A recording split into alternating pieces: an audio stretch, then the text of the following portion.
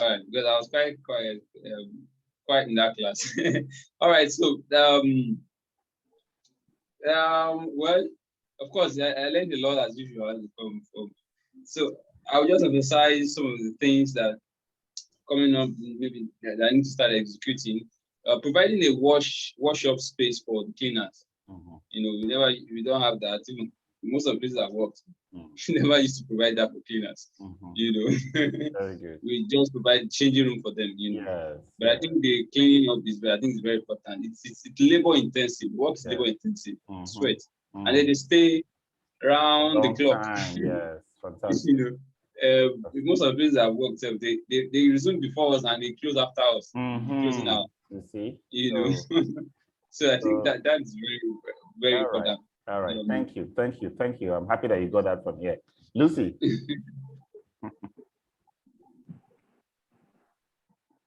Good afternoon, sir. Good afternoon, class. Welcome. Thank you.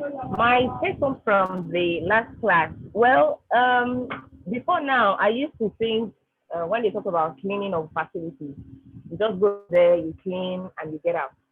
But the last class made me realize that there is actually more to cleaning a facility. There are different procedures we need to go through before we get the facility clean.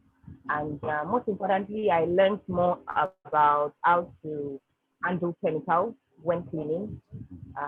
You need to handle chemicals with safety and precaution, and the different methods of cleaning.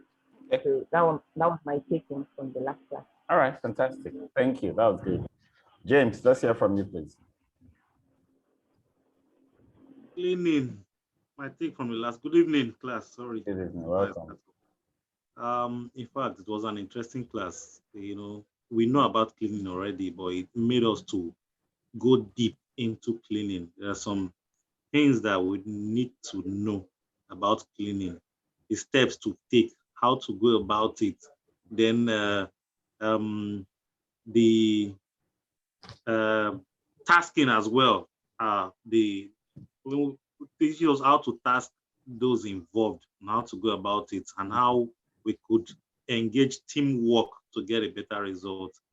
You understand? So cleaning and how to handle chemicals as well, because we don't get to know these things. We just, like the last class they talked about acid. You know, many of us know that we need to use acid to do some major things, but it made us understand that before you get to the point of acid, that means it is the case is already critical. Very good. That means as something. Very good. I like that. So that means it's something that all the options can no longer do. But it's using acid is not an option. Very good. Using acid is not an option. It made us to understand it. Using acid is not an option. So it's, in fact, I enjoyed the class. Thank you. Thank you so much. That was good.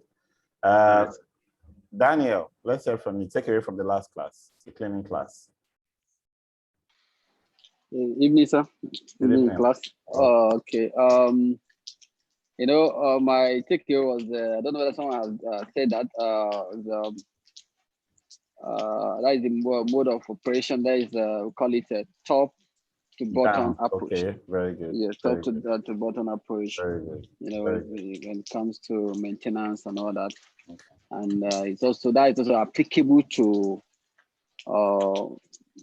cleaning space with heavy debt. When you have more, so it's still the same thing, but you're just going to do a bit of reduce the load level. I mean the debt level. I mean yes. Then you have to go back to going up down. Top to top to bottom approach. Thank you. So, thank you very much.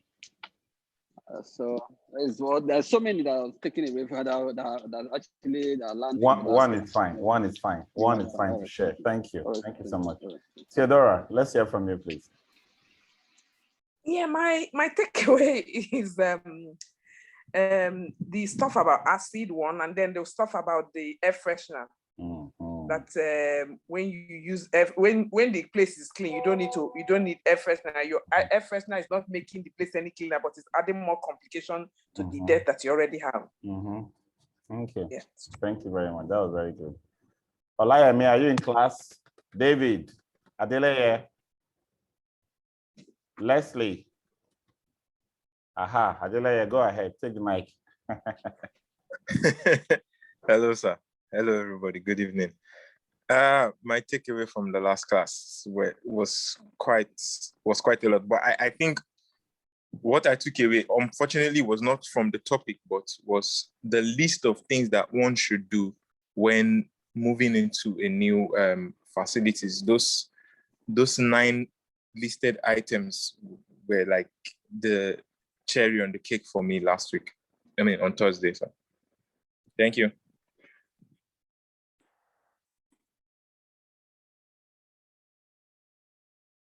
You're muted. Oh, yeah, sorry. All right. Okay, let's go to Leslie, are you in class?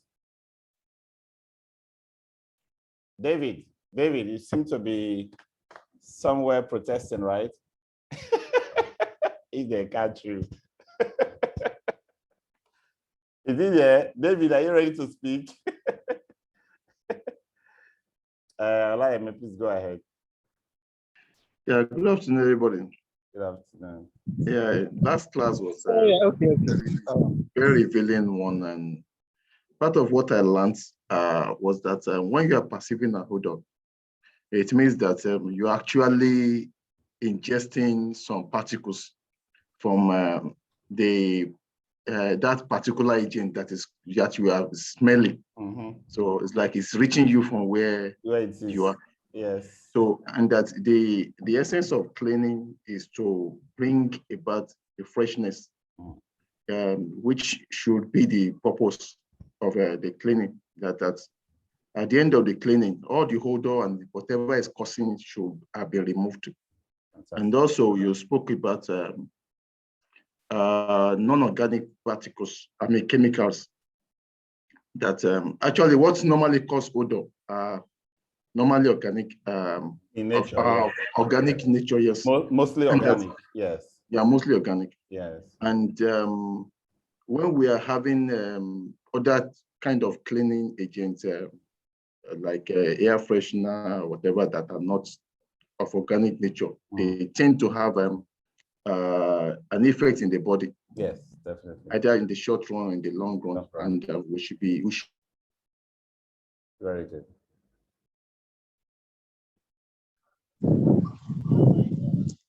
Okay, hello, sir.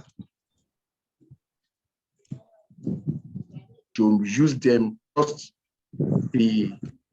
to fill it lightly in the water so that it will not be contaminated. I think also we spoke about cleaning from up to down. Very good. And then maybe there's need for us to do dusting and all those things. Okay. So those are part of the things that I learned.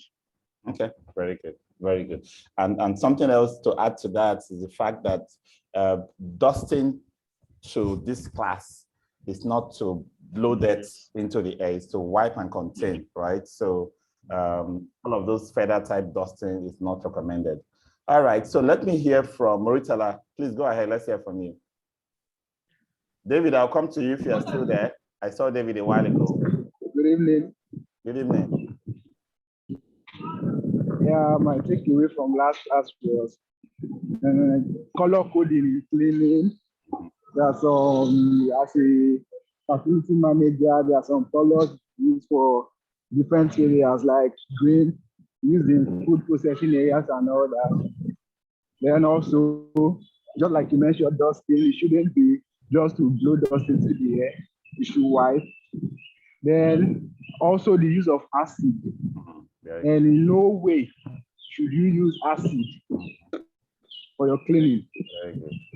And also, as you should store your food away from where your cleaning equipment are, especially your cleaning chemicals and all that. Exactly. So, thank you. Fantastic. Fantastic. Thank you. All right, David, if you can speak, go ahead now. Okay. All right, sir. Sorry, I had to just rushly get something if you allow me. Okay. If you don't mind. No problem, that's fine. Okay. It sounded fascinating actually.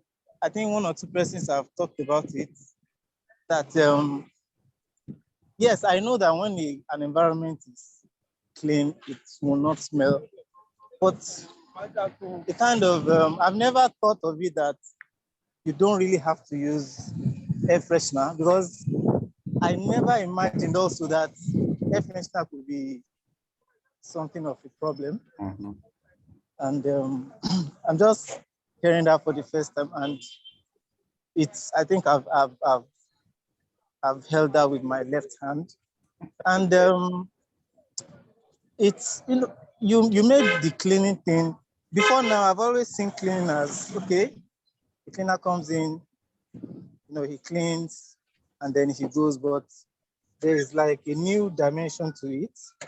And apart from just cleaning there, it's a whole something. It's a major thing. Very good. Really, I've learned that, yes. Thank you. All right, thanks, David. That was good. Tammy, you need to speak. Go on and give us a takeaway from the last class. Tammy, and then Ansem. Good evening, sir. I wasn't in the last class due to illness. Oh, wow. Are you feeling better now? Not really, but I'll be fine. Thank you. All right, Bella. All right, take care then. All right, Ansem.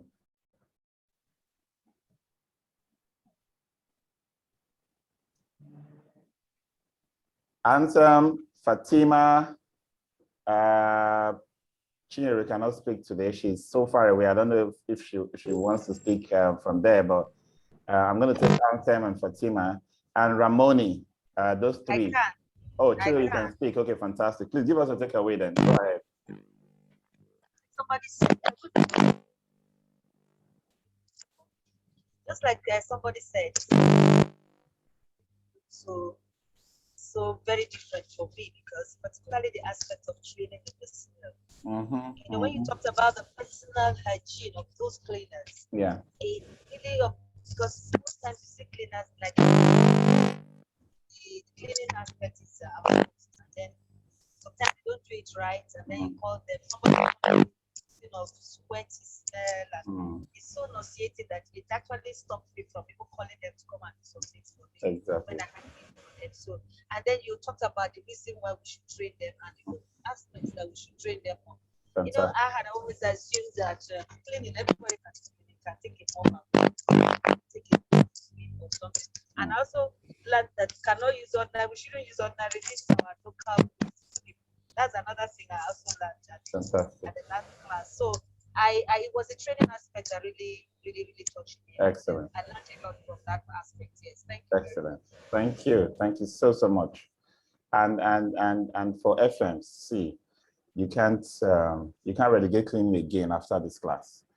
The first and most important judgment you get with all your years in engineering and all your years in management, the first and most important judgment you get for your facilities is cleaning. Many people pass judgment on you without you knowing. They've already discounted your professionalism completely just by looking at your environment, how clean. If I walk into a hospital and I smell hospital, that hospital has dropped from level A to level E. Just for smelling hospital. You know how those disinfectant smells and all of those chemicals sprayed in the air and all of those body smells that tells you you're in a hospital? That disqualifies that hospital from quality. If you go to very pristine environment, 5-star hotels, embassies and international community environments, you will feel that freshness. You will see that cleanliness, and you say, oh, this is a very high quality facility just from cleaning. If you want to perceive an organization's pride of place in the industry, visit their facility. Just from the way their paved area is clean, no green algae, for example. The way their walls are clean, no cobwebs and no dust on fences, all the way to your entrance. You are not seeing any of those things that used to hide in corners. Everything looks as if it was installed yesterday. Aha. you already tell yourself, I better behave well. I better put up my best performance because this is a very high quality environment. Even your capacity to negotiate their services and their prices down will diminish. You will just feel, no, I'll be fooling myself, right? Just because you have perceived the organization's level, the organization's quality of their products and services from cleaning. So as FMs, you really need to re-strategize on how to get deep into this cleaning excellence, okay? All right. I'm going to share my screen now and get into today's class.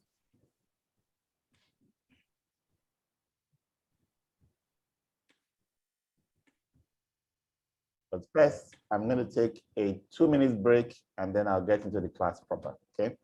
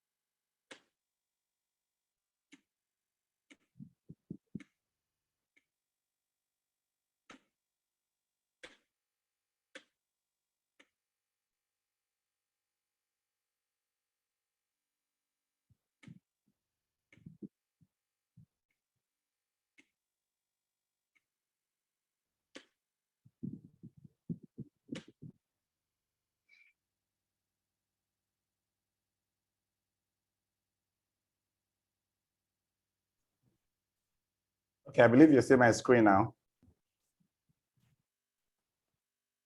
Yep. Yeah. Yes, sir. All right, good. So workplace productivity is all about everything from I want to become an FM, I want to get an FM job. When I get an FM job, how do I maintain my position? And then when I'm on a job, how do I rise in my career? So this is really some of the soft skills that we need to excel in our profession that we're going to be dealing with. If you're young in the profession, I think the first thing really is for you to just rewrite your CV now and let your CV reflect FM in the activities you've carried out in your career or your life so far. For example, many people have been involved in event planning before. Many have been involved in small projects, other family projects, school projects, association projects. Many have been involved in certain maintenance and care activities at home, at church, in schools.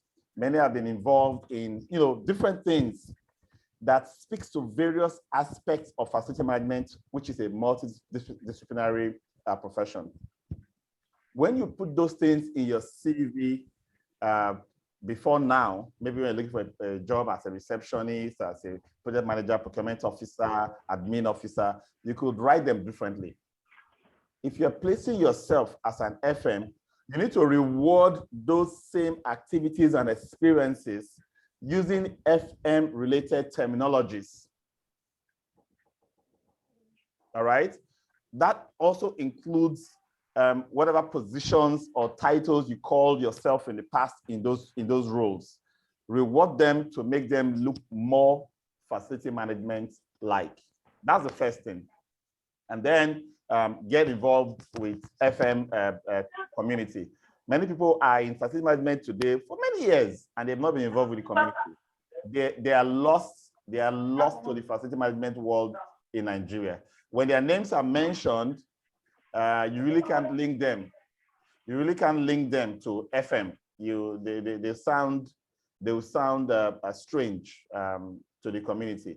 If you start your career early enough and you become part and parcel of the FM community, you have so many advantages. We're going to talk about some of them here, but we talked about many of them during the time we do the FM career course. But one of the things you're going to enjoy is the fact that you have access to FM information, data, you have associations, you have mentors in the industry, you will have a network of people within a very short time that you can build on when you need information and when you want to collaborate to get things done in the future. So it's very important to get involved. And so that's the first thing. You get your CV rewritten, and part of rewriting your CV is to really sell yourself. Many of us write CVs, and the CVs are so blank. The CVs are so monotonous, right? So one of the first skills I will give to you to use in crafting sentences and paragraphs for your CVs and also for your personal introductions, wherever you find yourself, is me in 30 seconds. Me in 30 seconds is an introduction technique for describing yourself in such a way that you can get what you want from whoever you are trying to contact. And I'll talk about it in a minute. Let me quickly take a 1-minute break. I'm sorry for this.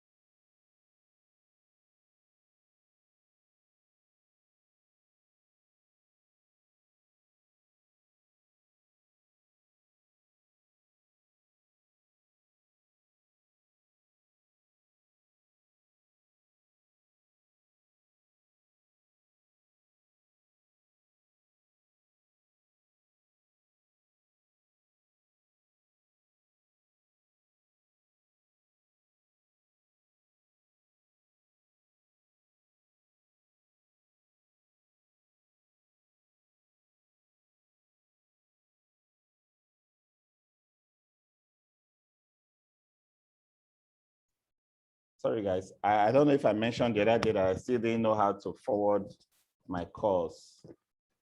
Okay, so that's still a pending technical challenge that the class will have to solve for me at some point. Okay. So let's get to the me in 30 seconds. You state your name, step 1. You state the job you want, step 2. You state why you will be good at this job, step 3. You state some traits or skills that will help you succeed in that job. And step 5, you make a commitment question. This is me in 30 seconds. You let someone know who you are, what is your objective for making this introduction, what qualifies you, why you'll be good at what you are trying to go for, and then you make a commitment question. So let's take a simple example. Hello, my name is AK Sonia. You can edit that one up there. And I want a job as site facility manager in a mall. I have 3 years of site operations experience and a comprehensive FM training. My clients always rate me high on customer service. I am a process-driven FM, and my teams give me their best efforts. What position will you need my skills and experience for? This is less than 30 seconds, but it has answered all of the 5 components of me in 30 seconds as a communication skill. Your name, your objectives, and what's your objective in this place? I want a job as a site facility manager in a mall. This is as specific as it can get. Every time you tell somebody, I need a job, just give me any job that is available, you are telling the person you are good for nothing. I've heard that a lot. I just need a job. I'll put my mind into it. I will learn quickly. I will do this, I will do that. You are not saying anything to anybody who can think. For any businessman or any entrepreneur, or anybody that can think, we see you as misdirected. You see you as a drifter. And as soon as they see you as a drifter, you are no longer suitable for the vacancies they have. They cannot even think of anything to put you in because all you are telling them is, fill me into a space. And that is the biggest problem people have when they are looking for work. Fill me into a space. Pay me whatever is payable. I just need to survive. Nobody wants to give you a job because of that kind of sentiment. No, nobody. I want a job as a site facility manager in a mall, right? You can craft me in 30 seconds with different objectives. This is just one objective. I could craft this same objective in a banking institution. I could craft it in a public sector. I could craft it, just craft as many as possible if you have multiple variants of your objectives. Option A, this. Who am I talking with? Which industry is that person working in? Which of my objectives can I present to this person? I think through that. I have 3 years of site operations experience and a comprehensive FM training. What am I trying to say? Why I will be good at the job. This is my qualification. But don't forget that people who are listening to you don't necessarily care so much about your qualifications. I have a master's in this, I have that training, I have this. We put so much emphasis in what we have learned that sometimes we drown out what is even more important, what we have done or what we can do. Some traits or skills that will help you succeed in that job. My clients always rate me high on customer service. I'm a process-driven facility manager, and my teams give me their best efforts. You necessarily don't have to have all these 3 or 4 traits. You could have a different set of traits. I'm good with coaching. I'm good with listening. I have attention to detail. My clients always commend me for picking out the little things that they might have missed out when giving me specifications. And so on and so forth.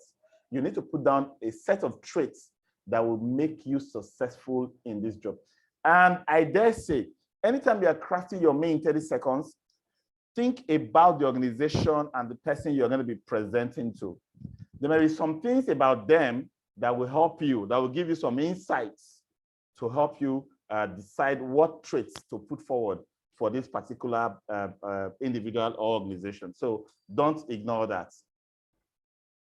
And finally, the commitment question. Never ever do a me in 30 seconds or any kind of introduction without a commitment question. I'm a businessman, for example. I introduce Max-Migold to as many people as I meet that I think I might need my service on a daily basis, whether face-to-face or through emails or through, I do so much marketing that I see myself even more now as a marketer than a facility manager, right? But this is the power of success. If you make any introductions and there was no commitment question, in marketing, they call it a call to action button in your digital marketing, in your website. There must be that call to action. Then you have wasted the effort. You've just introduced yourself. To what end? Becomes questionable.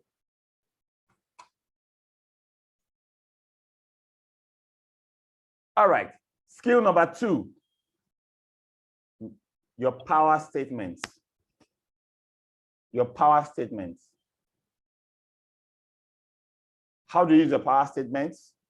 It is used within the body of text, like your profile, your CV, also used as part of crafting your responses during interviews. Tell us about yourself and so on and so forth, right? You use me in 30 seconds for an initial introduction, but you use power statements to advance your course. And you can use 1 minute in 30 seconds to get into the door, but you have to have so many power statements to get a seat, to get a shirt, to get a place. Number 1, you identify a value, skill, or strength. You give a specific example or accomplishment. You show the results, and you match value to the needs of the employer. I've seen so many CVs where you have a long list of skills.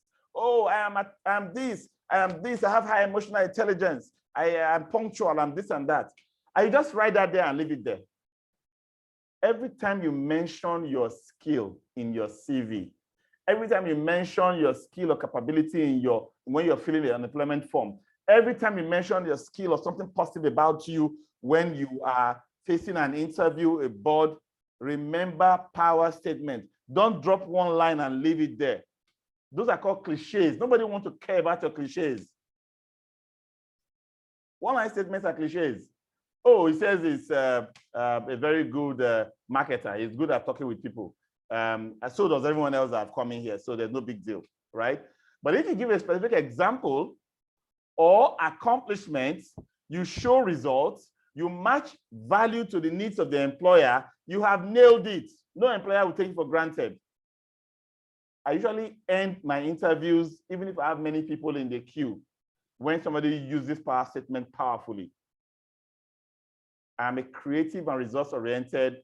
I'm creative and result-oriented. That is what you want to say is your skill, right? That's fine.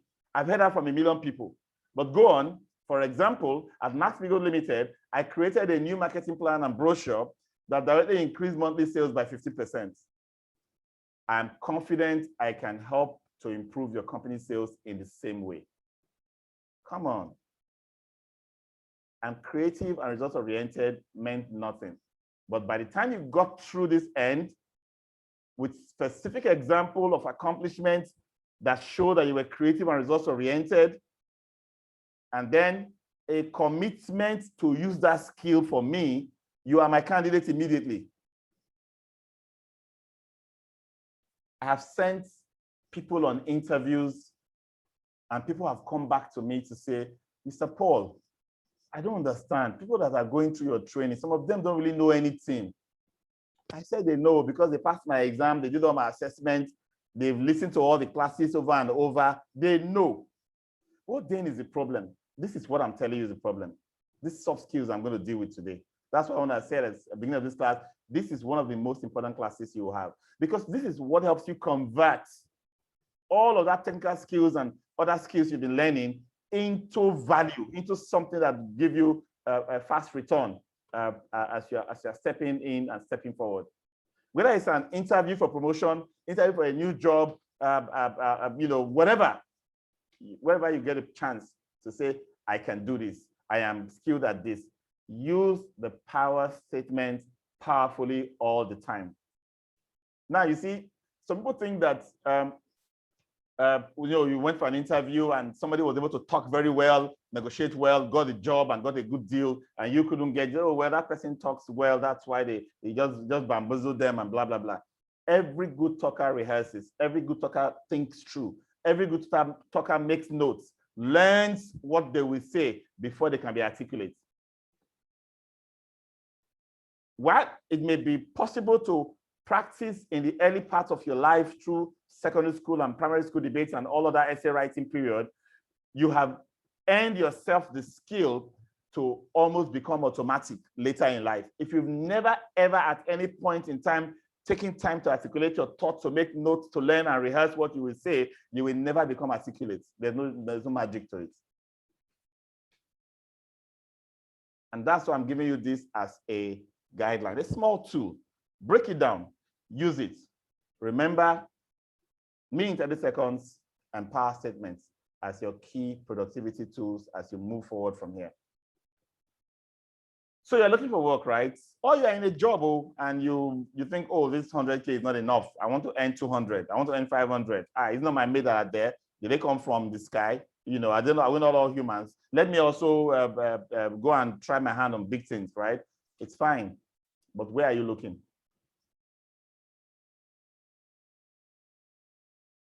The most popular places where jobs are advertised, 14% of people get jobs from there.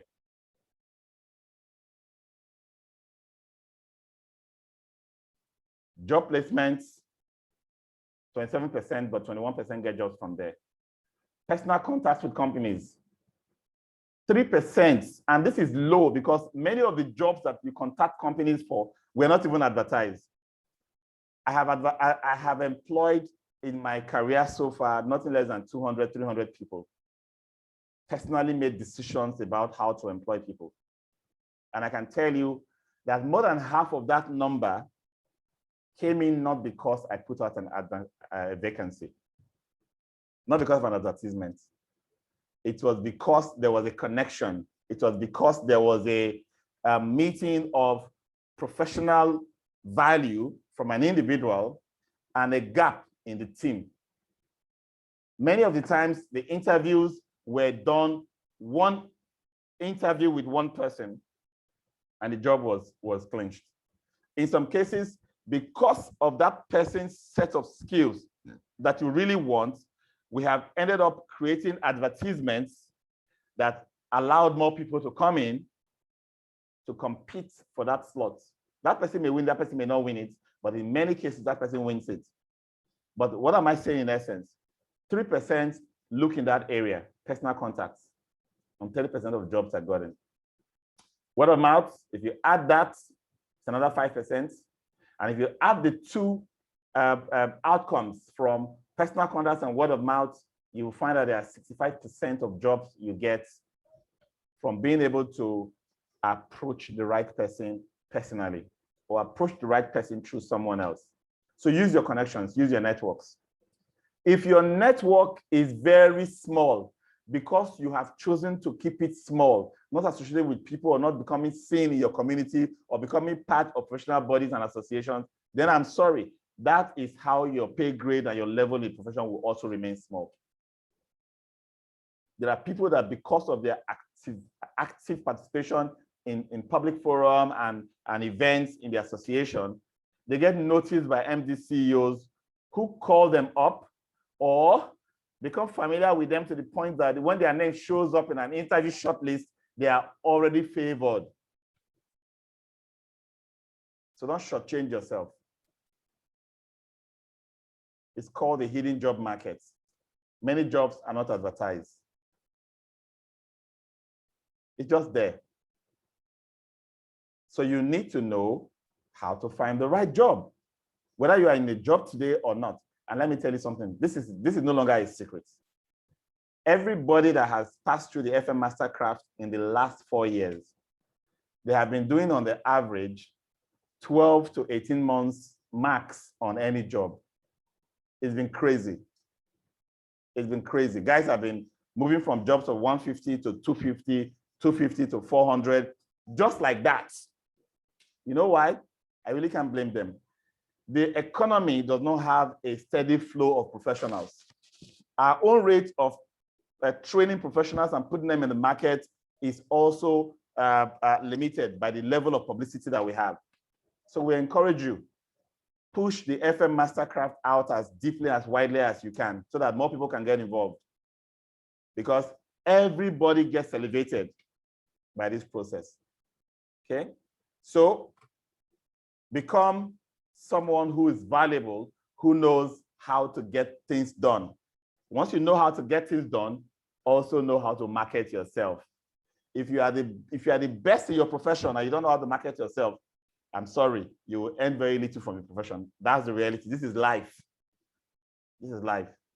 So if you are the type that says, oh, I don't like sales and marketing, I will first tell you, don't go into business. Every rich man you see in the world today is an expert sales and marketing expert, really. That's how they get you to part with your money, no matter how a necessity, whatever they have provided is. If there's competition at all in the market, is the one that makes the loudest noise, that makes the highest effort to sell, that takes all the money. That's how the industry works. That's how life works. Now, if you now say, well, I don't want to work as a corporate marketer, I don't want to run a business, that's not my forte. How about your own career, your skill? How about yourself? You can't sell yourself, you just end up poor. So my number one skill to everybody, whether professional or business, is learn to market. And that's why we are in this class today. Workplace productivity is a course that teaches you to learn the skills of the job, but also learn how to package yourself, learn how to present yourself, learn how to market yourself in such a way that your value is noticed, seen, and paid for. All right, so you go for interviews. There are all kinds of questions that pops up in interviews. And so many people will ask, you Google up, how do I answer the question? Tell us about yourself. Tell us about your strengths, and so on and so forth. Interviewers that ask these questions, they have certain things they want to learn, to hear from you. Are you prepared? Do you have the experience for the job? And I can tell you, many employers are also worried about your honesty. You know, if you're the type that rouses and say plenty things, and they just see, you know, some kind of marriage you're trying to create for them, they'll cut through the chase. You cut the crap immediately. And then they just let you finish all your talking and they ease you out. In fact, I've been in one interview where I was actually invited to be in the interview as the subject matter expert for FM, while all the other HRO and admin people will be doing all the workplace culture and the rest kind of questioning. And then there was this guy that came in there. He was, you know, fully bearded, looked very rich and, you know, confident. And then every technical question we asked, he got it all wrong. He got everything wrong. What will you do first when you take over a facility? He got it wrong. How will you conduct an asset register or condition assessment? He got it wrong. What's the maintenance program? He tried a little bit on that. What's the key features of an emergency program, emergency plan? He got it wrong.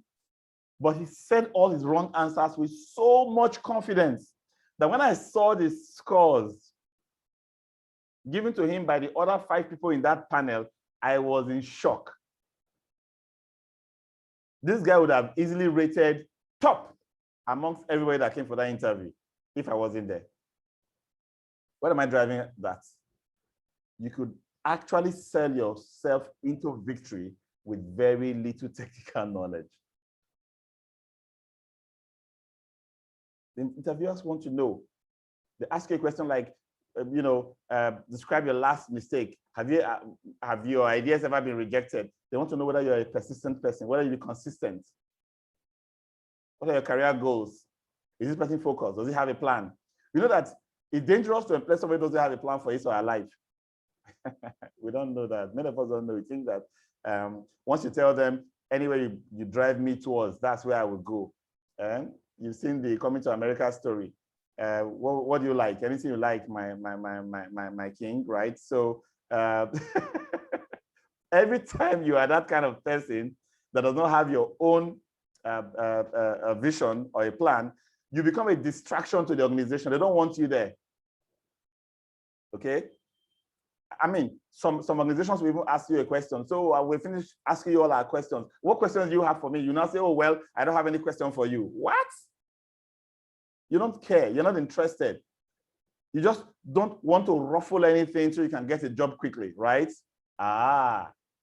What can we get out of this person who does not really care? Because if you've studied us at all, if you understand our business, there will be some questions for us. There will be something that shows your interest. So the choice of me in 30 seconds, power statements, turning negative to positive, and so on and so forth are skills you use to navigate your interviews. How about your appearance for interviews? I started the FM Mastercraft. We actually guaranteed job placement for everybody automatically. Once you come into the program, we automatically enlisted you in our recruitment portal, and we automatically sent you to employers to select from day one. We found out that while we're doing everything to dish out the skills and dish out all the training from this program, many people were so unconcerned about their own success. Twice I got calls of people not turning up for interviews at all, or showing up to 1 hour late for their own interviews. Someone showed up in an interview without even taking a shower because he forgot there was an interview. He was still sleeping at 12 o'clock. He realizes the interview is 1 o'clock, bumped out of his bed and rushed through without combing his hair. Managed to get to the interview, but it was a complete turn-off.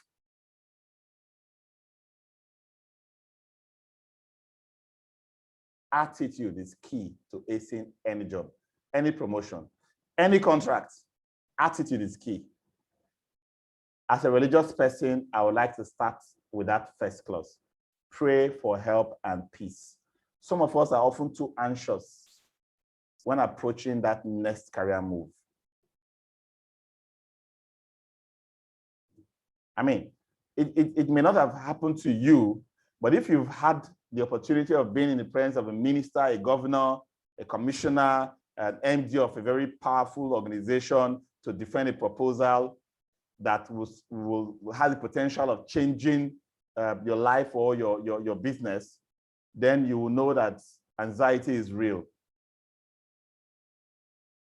That's the time so first calm yourself down. They've told you that, oh, this job, if you get it, you'll be paid nothing less than $40,000 a year. You've done all the calculations and you say, oh my goodness, that means I'll be earning 25 times what I'm currently earning. This job, I must win it too. So you've studied and worked hard day and night. You are tensed. Calm down before you show up. Anxiety, desperation, smells. People feel it. They sense it. Be calm, but prayer can help with that. Be polite and respectful. Go into somebody's office for an interview, you take a chair and sit down. No, You stand and you greet and you wait to be offered a chair, for example. That's being polite and respectful. Okay? Be guarded in your comments. Be conscious of cultural differences when it comes to respect.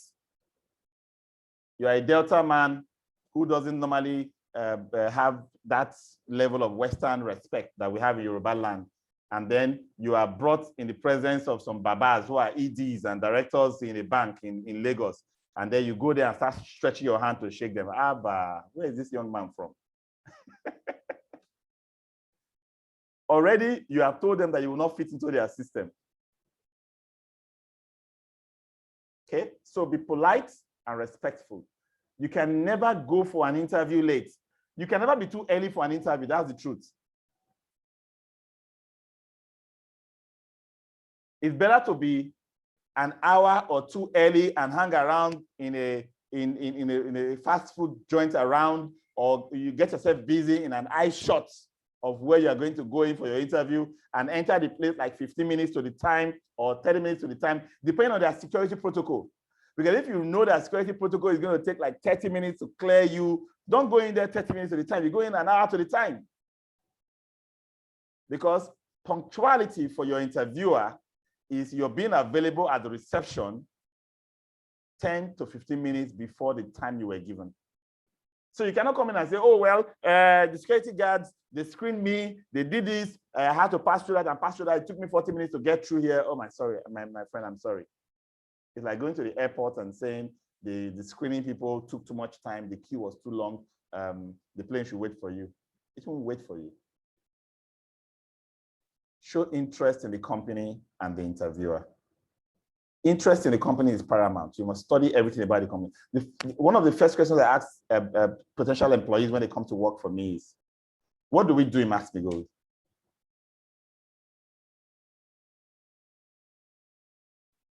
I even ask questions like, what do you think are our challenges? Who do you think we sell to? Employers like to ask those kind of questions to see if you are here for the job or you are here to contribute. And then the interviewer. Take some time to learn about the interviewer. If the interviewer sends you an email, search the person online. With a simple email, you can get somebody online, on LinkedIn or anywhere. You can get more information about the person. Smile and be pleasant. I know you'll be tensed, but be pleasant. Act confidently. Don't slump and be sullen when you're in an interview. Let your face show that you are a sharp person that knows about what you are talking about. And speak clearly, not in low tones, not in arrogant or high pitch, but clearly enough for your voice to be projected for the people in the room to hear you, not them telling you, please speak up. What about your grooming? Be clean, as simple as that. Be modest. And being clean and modest simply means that you should take care of all those excesses. I know how you fix a nail that is as long as 4 inches. It's not for the interview, it's not. Do the one that is ½ inch. That is the one that will go for interview. And then all those butterfly design with all those sprinkle stars that you put on your nails, you can keep that away, not for the interview. Get the job first, then you can show your star. It's not for the interview, ladies and gentlemen, because excesses communicate something different to the employer. But you can't go looking rowdy, you cannot look rash, you cannot look dirty, you cannot look unkempt. Even in perfumes that you use, let it be mild, not choky. Some of us will go and get designer perfume, hoping to impress. Don't try to impress. And don't bring a phone out when you are in the front of interviewer. They know that you're using iPhone. You just whip it out and put it on the table. No, let your phone be switched off or in silent mode and kept away. Nobody should rate you by what you have when you come for an interview. They should rate you by the confidence you exude and by the quality of your presentation.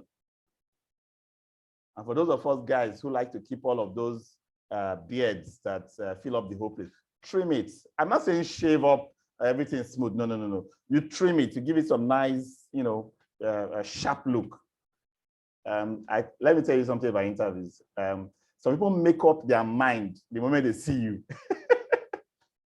I have a friend once who he came to me. I was working in my cousin's studio as soon as I finished my WAEC O-level exam, and he used to come to the studio to hang around with me. I was the one working, he was the one not working.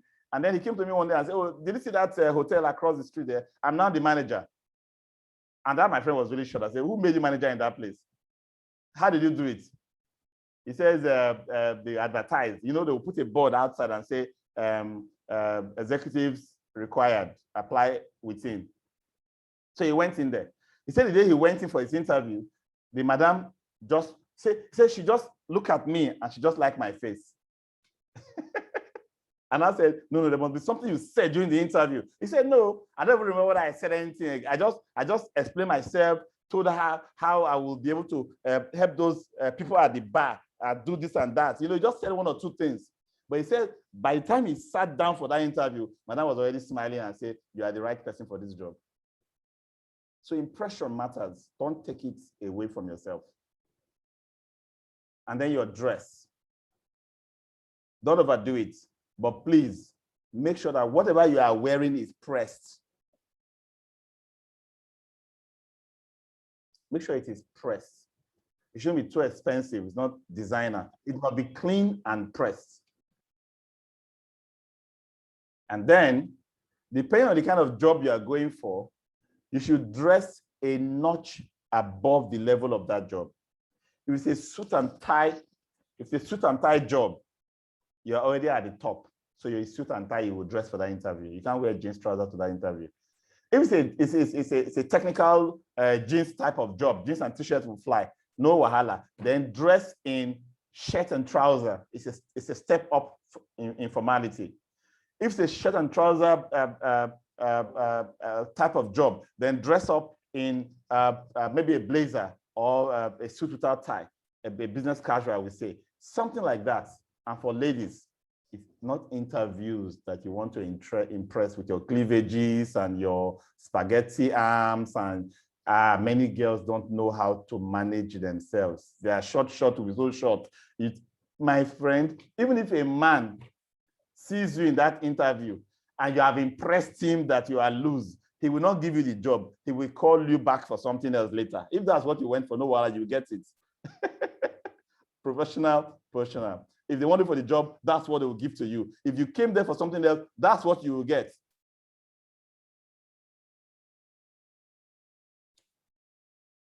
And then for those who have crossed the interviews, you now have job forms to fill. Also use certain tips and tools for filling in your personal information. Answer questions honestly. Use me in 30 seconds as much as possible. Use power statements as much as possible in answering the questions into forms. All of those referees will be required later when you ask for it. If there's need for referees, please get references. Think of your references in advance before you even go for any such job application. Now, it's important that when you are listing out the jobs you have done, that there are no gaps. If there are gaps, make sure that there's an explanation for that gap. Took some time off work to have a baby, for example, to raise a family, to do this, to do that. Explain the gap so that it gives a kind of, it gives a sense of you are not a loser who is always thrown out and you are the leftover that we want to take. Employers don't actually like people who cannot maintain their jobs, who cannot hold on jobs. To be honest with you, virtually every employer wants to take somebody who is already working somewhere else. You don't want the person who's been saying, oh, I've been at home for years. And that's why I normally recommend that you don't, stay idle while looking for work. Volunteer. Volunteer. As a facility manager, there are so many schools, public schools around you, hospitals around you, that if you walk up to them and say, I want to spend this next month helping you to draw up a maintenance program, they will even give you office. Don't worry, don't pay me. Put that in your CV. Sitting at home and saying, I'm looking for work. I don't have work. I've been at home since they retrenched me in the last job for 6 months ago. That's why, oh dear, you're just making things worse. You may end up having to sell crayfish. So don't say, oh, that's not going to pay me enough, so I can't put my time in it. Spend time doing productive activities even while you're looking for work. And then it's also important that you list out your volunteer efforts, things that you have done, even as volunteers that you were not paid for. Okay, put them. It helps to close the gap. If you've had training Like you're doing the FM Mastercraft now. You've done a HSC training, you've done one training in procurement and so on and so forth. Don't just list it. Use a power statement to describe it.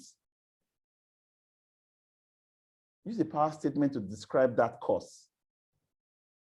So when we say we want your CVs not to be too long, for example, it does not mean that you should abbreviate everything to the point where nobody can make sense out of what you are saying. You're on the job. Oh, hooray, the job came. They gave me this job. My lucky day. How long am I going to stay on this job? You know that if you work here 6 months, you work there 9 months, you work there 11 months, the next one was 3 months. All the 7 places where you have worked in the last 3 years, none one was longer than 9 months. You are already a problem to the, to the professional community. I get some staff coming up, people coming to me and say, in this place, and they don't treat us well, they are this and that. I say, look, you know what? You are there now. They pay you your salaries, right? Go and commit to delivering value on that job for at least 1 year. I don't feel motivated. Motivate yourself. Go back, commit to do something differently, positive for that organization for the next 1 year, even if they are not paying you salaries. Because your CV does not need a listing of where you have been and the titles you have held. Your CV needs an entry of the value you have contributed. Oh, I was the operations manager from 2011 to 2012. That means nothing. Unless you add, as operation manager, I was able to reduce turnaround time for this and that, from this to that. That is what brings value to your CV. Operations manager as a listed item is a wasted effort. People see it and operation manager means what? So don't just drop lists. Make them count. You're now in the job. You must make contacts and build your network, whether from immediately around the organization, within the organization, and in your professional body. Many FMs don't connect with their professional bodies, like the accountants and the engineers and the quantity surveyors and the rest. The FM just felt, oh, well, we're not regulated. So since I don't need a license to practice as an FM, no need. Communicate clearly with others and show good attitude and appearance. This is very important. To be successful on the job, you cannot only focus on the job. You have to focus on the relationships that you build within the job. You work hard and prove value to an employer. Your value to an employer can be distilled down into 3 things. 1, you are contributing to revenue by your efforts. 2, you are reducing costs by your efforts. And 3, you are building loyal and repeat business customers. These are the 3 areas that you can keep counting value to an employer. I see many people go to work and say, oh, well, I've been there, I do all the graphics, or I'm there, I'm in charge of the website, or I'm there, I'm in charge of the reception. My dear, whether you're in reception or you're in library or you are in store, ask yourself, in what way can you add value? You can either increase revenue, save costs, or improve on customers' retention and repeat business. You can be doing all 3, super. You can be doing a combination of any of the 2, good. You can be doing just 1, good. Make sure it's quantifiable. But if you are not doing any of these 3, you are absolutely useless to that employer, I can assure you. If you like, be my PA. Oh, I'm the PA. I'm the one that organizes him. I make sure he doesn't miss this or miss that, until you can count your PA duties to show value in any of these 3 areas. My dear, I'm sorry, you're not doing any good. When you're on the job, don't just sit on the job. Too many people are so consumed with sitting on their job and their current position that they're not looking ahead. If you've done 6 months on a job and you have not written down the next position in that office that you want to acquire, I'm sorry, you're making a mistake. Oh. And if you have been there for 2 years and you are not sure of what the next level should be for you in that organization, even if that level will take you 10 years to get to, know it. Know it. Create an accounting of the skills and knowledge you will need. Who is there right now? How is that person doing? What are the skills that person have that I don't have? How will I acquire them? Online, virtual, evening school, weekend school, whatever I must do, I will be doing it now. Focused. How do I get those skills? And what is the next step? When I was building my career, I was very clear from the onset. Very clear. I want to be a facility manager. I want to work on both sides of the coin, from the internal FM side, from the FM provider side. I want to work at the highest level in both. I want to run an FM business. All laid out. And while I was doing my first certification, I listed out all the FM certifications that were possible in the world. And I gave myself a 10-year window to acquire everything. And I did. When I told myself at some point I want to become a consultant, and to become a consultant, I needed to become an industrial engineer, I listed it down. So when I had the opportunity of going to the UK to do my master's in industrial engineering, I went for it. It's about efficiencies. It's about process improvements. It's about cutting out waste. I went for it when it was time. And everything has its time. If you plan your career well and you are moving step by step through that path, you will not be distracted. Look, you can use bus to go to work for 5 years and not be in a hurry to go and buy a car because all your colleagues are buying cars. If you use the first 5 years to build yourself, the way you will leapfrog your colleagues who have bought cars and they were even giving you lifts will be shocking. You can move from, we were together in 100,000. I did 1, 2, 1, 2, 1, 2. I switched jobs because sometimes it may not be easy to vertically rise within the organization. Switch jobs, apply elsewhere. Drop your profile. They pick you in there for a higher position. I've seen people who actually target a position 3 or 4 levels high in the organization they are in now, going out deliberately so that they can come back in there. I've seen it beautifully done. So you're a supervisor or coordinator. You apply for manager elsewhere because you've improved and gained more certifications and qualifications. While you are there, after 3 years, you apply for general manager. You know that there are 4 steps to general manager. If you're in this organization, it will take you almost 15 years to get a general manager. But in a 4-year period, you can become general manager in this organization. Planning.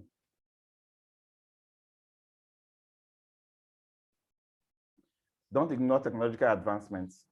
There are too many people who are fixated with how we do our work. I see many people in the public sector saying things like, are you going to teach me my job?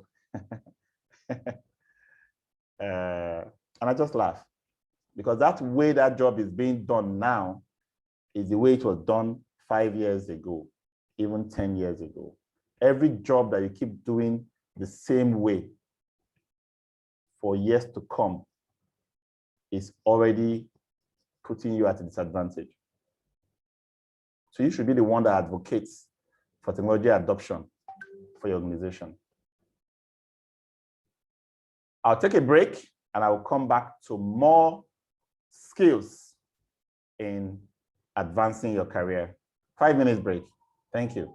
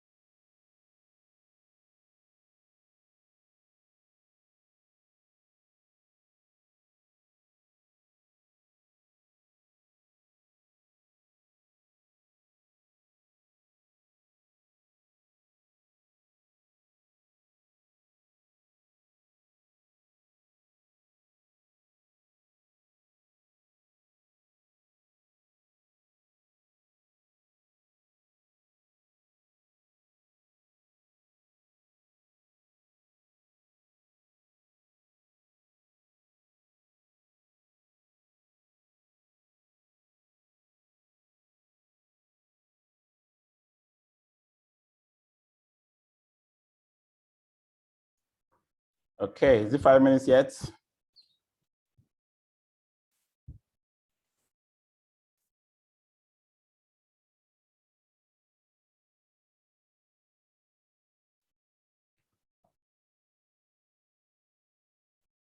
Temi, are you able to see the screen now? Okay, that was long ago, right? I think that must have been resolved. Okay.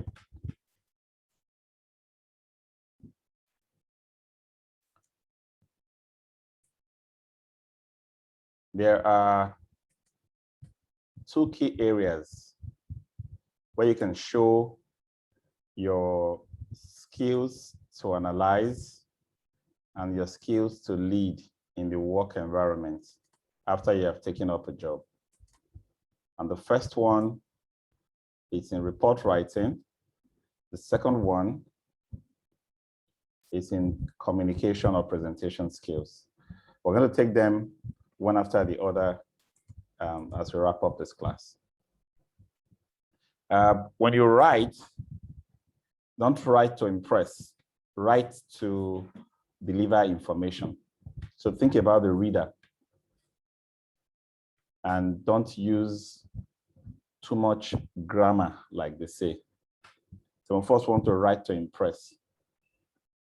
Okay, let people understand what you are writing. And when you present written content to anybody, always capture what's in it for me. WIIFM, what's in it for me? What that means is you need to figure out in advance what will make your message interesting to that person. So the me in this case is the person you are sending the message to. Try and use words that are simple. Short sentences are better than long sentences that don't add value. Per our conversation, I'm closing here with a remittance of 25,000 naira for the balance due on my account. 18 words. As we discussed, here's the 25,000 naira remaining on my account. 11 words. Which is better? Or even better, here is the 25,000 naira remaining on my account. End of story. As pertaining to the question of whether or not to construct a new storage facility, corporate management will ascertain the appropriateness of such an issue in the near future. You can laugh now, but that's how many of us write. Management will decide next week whether to build a new storage facility. Simplify.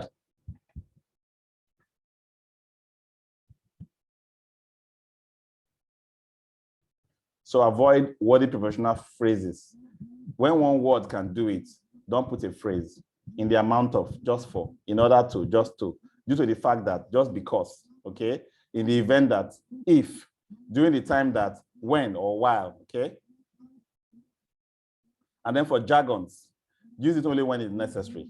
A jargon is an abbreviation or a big word that is only known within a particular domain or within a particular profession. It's not something that is generally known. Okay, so as much as possible, reduce it. Look at this planning statement about the new FMIS system from global provides view arrows like DME, nav redundancy, as well as enhanced GPS capability. Global's new flight management system provides several ways to navigate your airplane, including the latest in satellite navigation. This applies to all industry. There are jargons. Use them if you need to, but as much as possible, reduce them. Writing with verbs and nouns. Choose the right verb and the right noun. And this, again, helps you to simplify your words and your sentences and make them fewer. Mr. Johnson ran quickly across the 4-lane street, almost falling down when he stepped in a large hole in the concrete. Mr. Johnson sprinted across the boulevard, stumbling when he stepped in a pothole. In the first one, the word, a word like boulevard or a word like sprinted was expanded into many words. And then use active voice. Active voice is a voice that has the 3 components of a complete statement: the subject, the verb, and the object. The subject is the one that does, the verb is what it is doing, and the object is what it is acting on. All right, so the company sells insurance, breaks down the subject, the company, the verb, the sales, and the insurance, which the subject sells as the object, right? But if you now say insurance is sold by the company, you have twisted that statement. People would understand it, but when insurance is sold by the company, is it the same as the company sells insurance? The construction crew repaired the road. The road was repaired by the construction company. Try to organize your statement in such a way that the subject comes before the verb, before the object. That's just basic Queen Premier English. And then when you're formatting your documents, make your document readable by arranging things in lists, bullets, charts, tables. I've seen some reports that are so verbose that once I open it, I close it, so I'll not have headache. But if you arrange in such a way that there are bullets, there are charts, there are little things that helps me to see information at a glance, then you are a star. And then put information together before you start. So create outlines before you start writing. For example, somebody says you should research on something. Create an outline. What is this? How? Where? When? Ask some basic questions before you start putting together information. That way, you'll be able to respond to yourself and have more comprehensive information to give out. And then organizing your content, whether you're writing a training program for your team, whether you are putting processes in place, whether you are writing a story of what happened, incidents report, and so on and so forth. Try to organize your statements in such a way that you will have a logical flow. You can divide things into subdivisions. You can use comparison and contrast to put things against each other. You can use cause and effect. You can use problem and analysis. So where you have probably an issue that you need to discuss, and there are probably 4 problems and 4 possible solutions. You can pair them and present them. This problem, this can solve it. Or you can package all the problems first and then bring all the solutions next in the next paragraph or outline. Okay. More information on how to use division, comparison, problem and analysis solution is available. I want you to read them in your text. All right. I write a lot, so I can relate with this.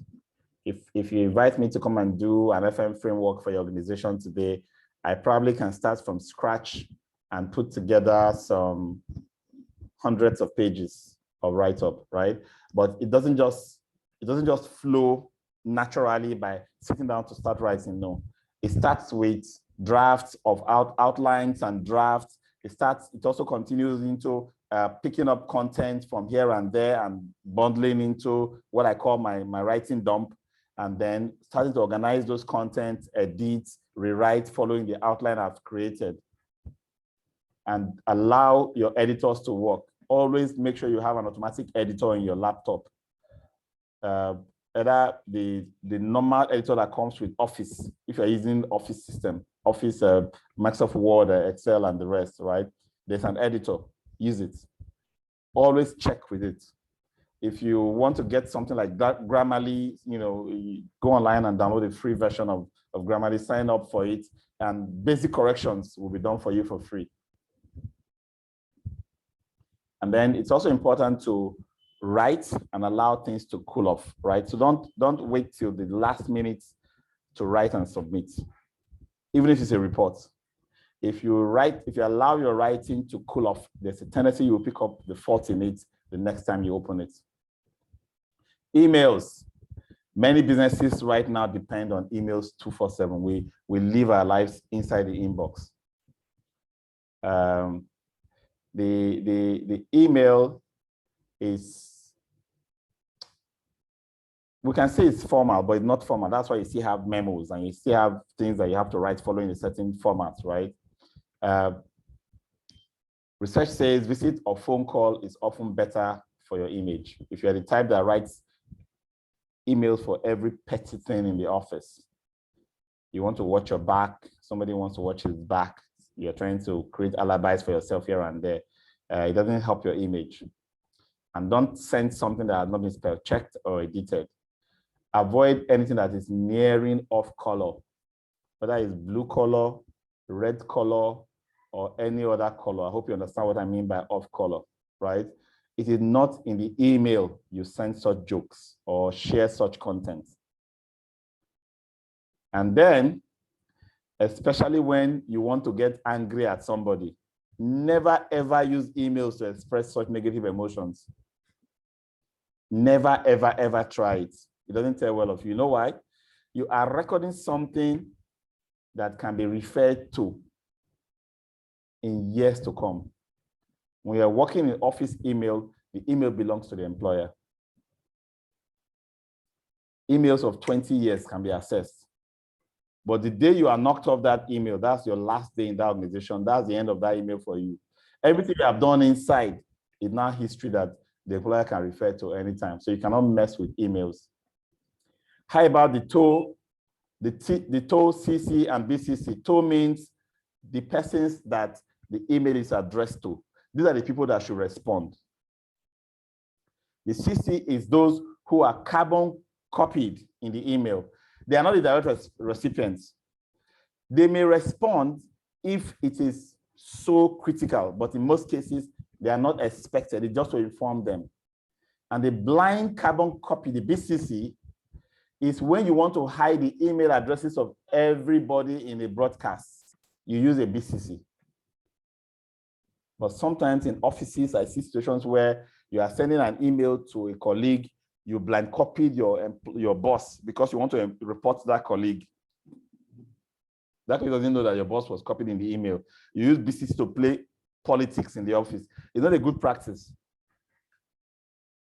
It's not a good practice because there's a high risk that somebody that was blind copied will go and reply. And then the cat will be let out of the bag.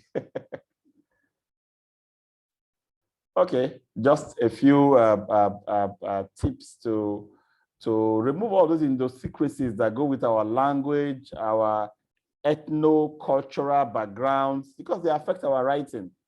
Sometimes the way we talk is the way we will write. We just transfer it straight into the paper. So let's read some of those and do some practice. Even commonly used words like workplace and database have to have a convention. These are words that are right, correct.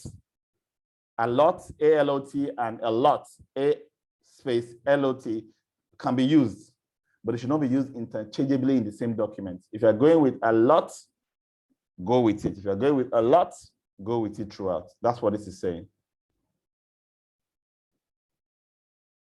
And know how to use the rules of apostrophe, hyphenated words, semicolons, dashes, rule breaker rules.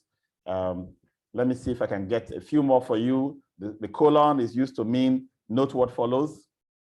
The apostrophe shows belonging or indicate the omission of letters in a word. Semicolon is used to link independent clauses. Sometimes we miss semicolon and colon. We put semicolon where we should put colon.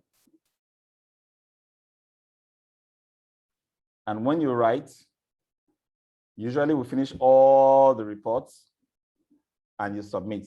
But no employer or executive wants to read through a 5-page or 6-page report. They want to know in a snapshot what's inside. That's where your executive summary comes. You finish writing, and then you create an executive summary and put in front.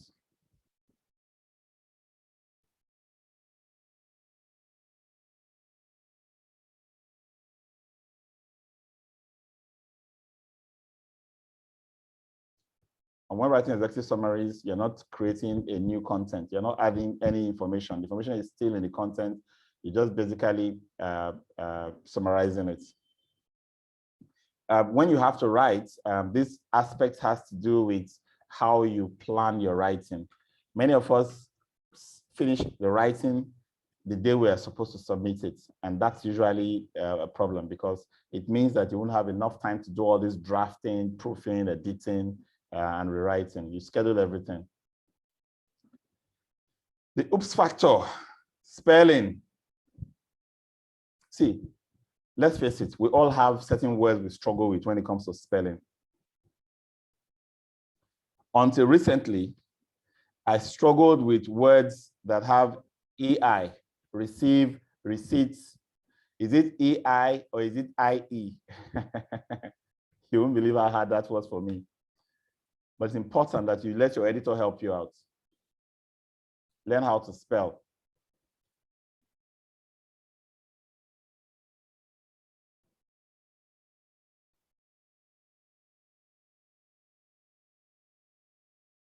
And there are a few examples of editing practice I have dropped for you in the content that I would like you to read. And you know, there are so many more content you can find online and in other you know, reading and writing textbooks. And don't be surprised that we're talking about reading and writing in the workplace productivity class, because it is one of the, in fact, it's the most important areas where you are judged in your absence and your competency is questioned. Just because of reading and writing, your competency is questioned. Somebody takes a decision to say, this person cannot become the new GM because he cannot even put statements together correctly. And this is something that is so elementary that you could have picked up and done, you know, that improvement on your own long time ago. So it's important that we not take it for granted.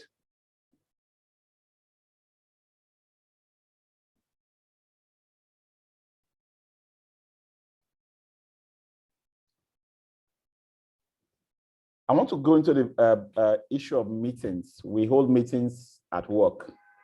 We either attend the meeting or we are the one organizing the meeting.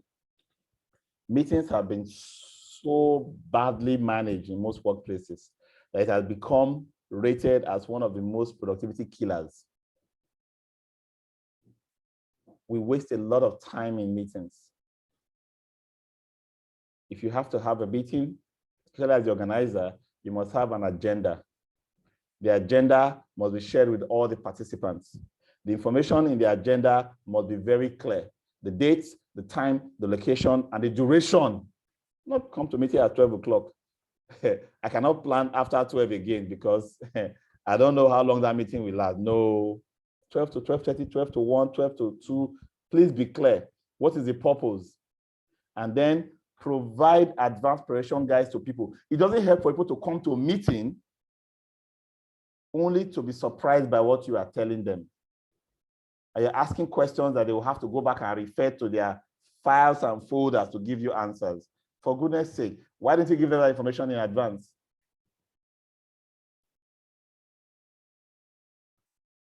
Write the agenda. Put time for every agenda item. I particularly don't like AOBs. Any other business, I forbid it. It would be better for me to send you, please indicate your AOBs when I'm sending you the agenda to say, this is the agenda, please reply with your any other business so it can be added to the agenda than to get to the meeting and say, yes, we have finished the matters of arising. Let's talk about AOBs. Many people don't know that this is a very bad practice.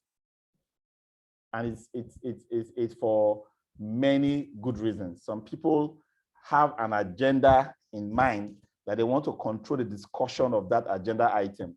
So they will be the only one pre-informed and educated about that matter.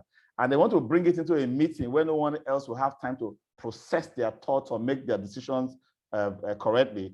And the commitment can be made on what we decided about that matter. It's grandstanding. It's almost like setup. AOBs, that's what they are. All right, and then of course, rules of grammar and writing. We've talked a lot about all of this. Your business letter. These are just things I want you to spend time practicing. You can never be too old to learn how to write better and how to speak better. About the active and the passive voice. Some examples are given in your material. The active voice, the subject is actively saying something. When you send a report, I recommend that we do this and that, that's active. But if you say, it is recommended that this be done, You're really messing up. Many don't know. Don't be passive in your statements. Commit. Say something that refers to who is saying it. The committee that sat on this issue came up with the following conclusions. Not that the following conclusions were arrived at after the committee meeting. No, the committee is the one that came up with the conclusion. Be positive, be active in writing and in talking as well. All right, a few more rules. Spell out small numbers, 0 to 9, for example. You spell it at ONE1, TWO2, right? But when the numbers crosses 10 and above, you want to use numerals, 10, 101. You can't be spelling 101. Say there were 101 persons in that meeting. No, use 101, 101, not 101, right? Spell out small numbers. Don't start a sentence with a numeral. So if you want to write a statement that is reporting on a number, the number cannot be the beginning. 25 was the number that attended that meeting. That is a wrong statement. The number that attended that meeting was 25. Okay? And be consistent. Reports, sales and marketing materials, brochures, training manuals. There are so many opportunities for writing. And so all of these rules we are presented in this training today will apply. Okay? Just know the context in which you are writing and adapt the rules to ensure that you don't go out of place in applying them, because you will be judged by people who are going to look at your writing when you are not there. All right, so I'm going to give you a chance to ask your questions. Give you a 5 minutes break to review your notes and then ask questions. This workplace productivity is all about how I can get into a job, how I can maintain my job, how I can grow and progress in the job. I dare add that if you are in a job right now that nobody is asking you to make a report, sit down and create a report and start reporting on what's important, because that job is useless and you can be kicked out anytime if there's nothing to document about what you're creating in terms of value. All right, so 5 minutes break and we'll be back for questions and answers.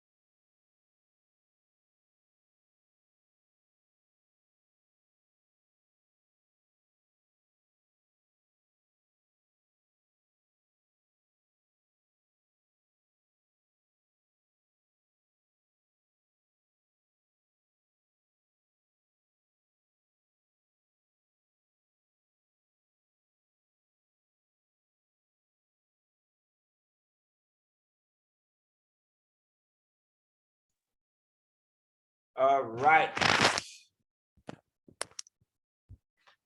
Let's see your questions. Whose hand is up?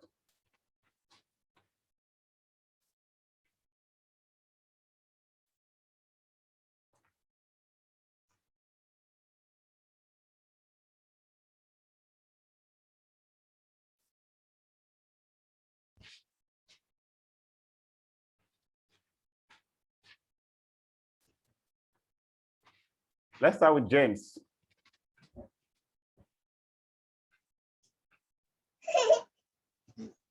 Good evening, sir. Good evening once again. Good evening, class. Welcome.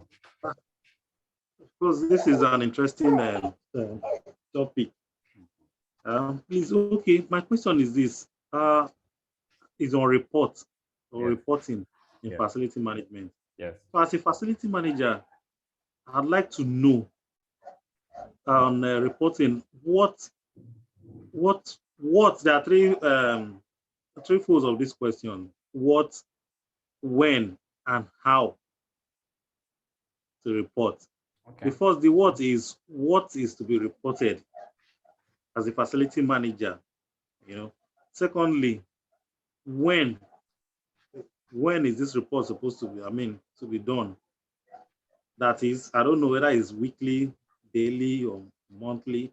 Then thirdly, how do we do the reporting? Okay, good question. Very good question. Okay, so as facility managers, most of the time we will not be in the core business. We'll be in the support function. Yeah. And because we're in the support function, the core business does not know what to ask of us to report on. Okay. It's only areas where they start having concerns, like when you buy diesel too much, you now start saying, please start reporting on diesel consumption in a week, on a daily basis or weekly basis. Let us see how you are tracking how it's even being used. They will create reports that are reactive to your failures. That's not the approach to reporting. You start your design of your reports by first looking at your organization's strategic objectives. What is this organization trying to achieve? For example, I have somebody who is working in a factory, the FM of a factory. They produce packaging materials. Do you know that flies that can fly into the factory and mess up their roles can be a big issue from facility. If you know exactly what the organization is trying to achieve, you will now try to analyze how your services is contributing. This is now I'm talking from the point of key performance indicators first. Okay. How are my services making impact to this organization? Am I saving money? I want to report on how I'm saving money. Most organizations' profitability is a KPI. If you are saving money, you are contributing to profitability. 2, is it an organization that requires consistency in a certain service like power? If hospitals, intensive care units, or whatever service they are delivering, power disruption is a major setback for them. Can you report on power equipment availability? Because you are saying that is very important to the organization. So make an outline of the way your services impact the core business in its strategic objective. Create KPIs out of those and report on how you are performing on those KPIs. Management will love you for that. If productivity is a major issue, an organization that has knowledge workers where AC or IT internet downtime is catastrophic or power failure is catastrophic, create reports that analyzes how you are delivering consistently. Report your 100% availability. Report your quick turnaround time. If there are issues, if the organization cares about quality of service, for example, report on rework, how rework is being reduced, that your work is being done once and for all. Exactly. So you must create reports. See, let me tell you, if the report you created, after you develop your report, you send to management and they say seen or acknowledge, and there are no comments from week 1 to week 2 to week 3, that report is still crap. It's still rubbish. That's why they are not commenting. And then make sure that the things you are reporting on have a goal. For example, they must be trendable downwards, upwards, or kept within a mean. So if I have identified that productivity is an issue and customer complaints is a major productivity killer, so I want to be reporting on customer complaints, for example. I want to be reporting and trending customer complaints downwards. That's a value I'm adding to the organization. I can link that to productivity. If health and safety is a big issue, I want to be tracking injuries. I want to be tracking illnesses, lost time to injuries and illnesses, for example, LTIs. You must know, not this. That's why I don't like saying this is how the FM report should look like. No. It must be relevant to the organization you are serving. You can Google up all kinds of FM reports. Google, you'll see weekly report for the FM, operations report, maintenance report, this report. Download all of them. But in referring to them to create your report, you must first understand what is important to your organization from the service you are delivering. So that's the first thing. And how frequently should you report? Depends on the report and how it will be useful to management. If your report will be most critical during the monthly financial turnaround, where they are doing profit and loss for the month, they are doing accruals, they are doing budget balancing and all that, then monthly. If your report will be useful for helping make decisions about staff behavior, for example, about changing trends in costs and other things that go on in the economy that are happening on a day-to-day basis, you might want to do weekly reporting. If there are issues with the production that your daily activities affect, you may also want to do a daily report. So you can actually have a daily report, a weekly report, a monthly report, a quarterly report, and the annual FM report as different types of reports, focusing on different areas. Some are aggregated into each other, some are a different focus altogether. Okay, so the answer I'm giving you point blank is your report should not just be generic, it should be relevant to the organization. Okay. Ibukum. Thank you. You're welcome. All right, sir.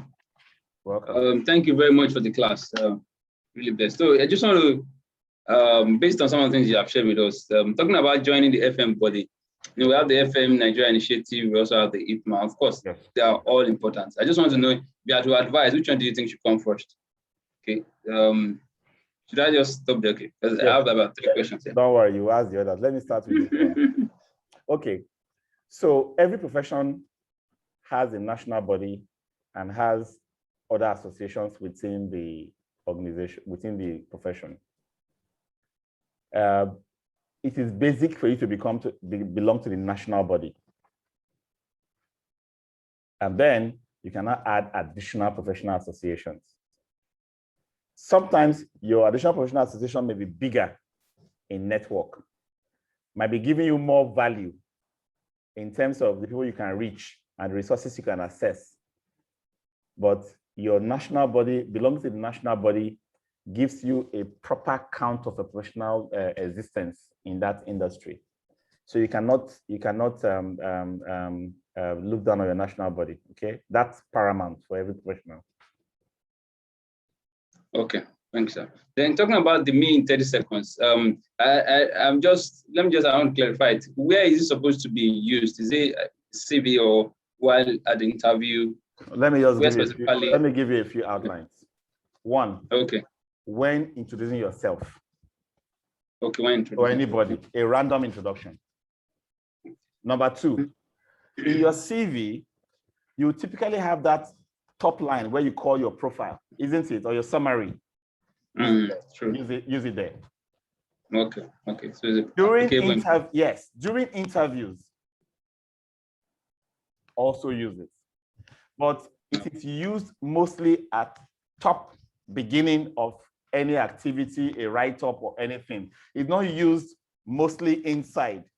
It is a power statement that comes up again and again and again and again and again. So just use the power statement to embellish and solidify most of the things you'll be saying and writing about yourself. No, all right. Okay, so I think last one, the hidden job market. I just want to, just partly interested, where if you don't mind, where do you get the statistics from? Because sometimes you see some other. That's a global research. Okay. That's a global research. Take for example. Okay, global. Yeah, global research. There was a time an analysis was done to find out how many people got their jobs through LinkedIn. You know, LinkedIn is touted as the professional network where everybody can go, create a profile, you get jobs from there. It turned out that not up to 20% of people got their jobs through LinkedIn. In fact, the calculation was actually 14%. People who spent their life on LinkedIn, connecting with important people and dropping comments every now and then, wishing them happy birthday and congratulations, just to build relationships. Only 40% of jobs were gotten from there, right? More than 65% of jobs were gotten because somebody says, there's that vacancy in that place, so I think that job will be good for you. I know somebody there. Or you were talking to a friend who says, what are you even doing? I'm doing this. Did you hear they are employing in my friend's company or so and so? That connection, that network, or you went to an association meeting, or you are in the platform, Telegram or WhatsApp, and then they drop a vacancy there, and then you applied. And the person who's receiving the application is also a member of that platform. He knows that you are active in that platform. A lot of these add up to the informal network. It gives you 65% opportunity of landing your job, including jobs that were not advertised. Just this last week, I recruited 3 people. 3 people. The job that they came in to do was not advertised. I've not even advertised it. The last time I put out an advert online, I got about 800 people applying for it. I'm still working my way through that list to come up with the one person that fits that job. I've not finished doing that process in 2 months, but 3 random people I came across last week, and I got them in one by one, let's say in the last 2 weeks. So that's the point I'm making. Just simple statistics to tell you that get to know people, get to be nice, get to be open to conversations, participate. Oh, we're trying to form a committee to do this. I'm busy. We're trying to get volunteers for this. I don't have time. Sorry, you cannot show who you are. You can't show what you have as value. Even in church, they will say, oh, who can volunteer to do this? No, I don't have time. You don't know who else will be in that committee with you. Might be the CBN governor. You don't know. Or the son, or the niece, or the in-law of a certain MD. You don't know. That's the whole idea. Build your networks, because that becomes a basis for your net worth eventually. Okay, thank you. Olayemi. Thank you, sir. Yeah, thank you, sir. What I would have loved to ask actually has been taken care of someone. Okay. But I mean, it was about this, the power statement and the 30 seconds. Yes. And so where exactly it will be placed and then how it will be used. So yes, I think that's very good. I don't know. I also want to ask, is it possible to have like maybe a draft CV or maybe a sample CV for this group so that people can have a look?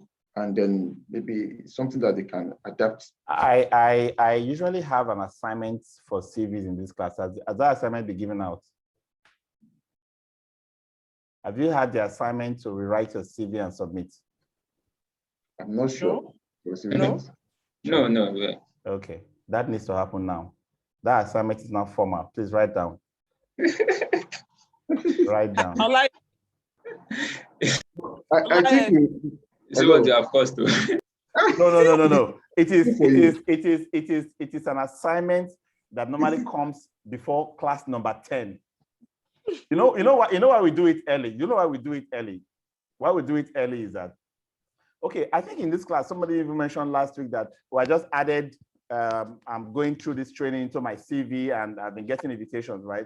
So the point why we do it early is that because you are, either you are in a job or you are in transition or you're looking for something else, we want you to immediately start applying what you are learning in this class into your activities.